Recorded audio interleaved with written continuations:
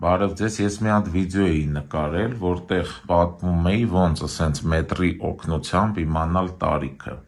ու մարդիկ կային, որ կոմենտներում գրել էին, իսկ եթե կոշիկի համարը գիտենք, կարանք տարիքը իմանանք, ասում եմ հա, կարակ ու ցույց եմ տալիս ոնց, ասենք թե ձեր կոշիկը 42 համար է, ավելացնում եք զրոներ,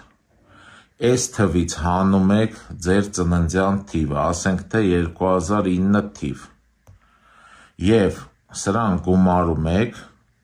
այս տարին, այսինքն 2025 թիվը, այս վերջի երկու թիվը 16-ը ձեր տարիքն է, ցանկացած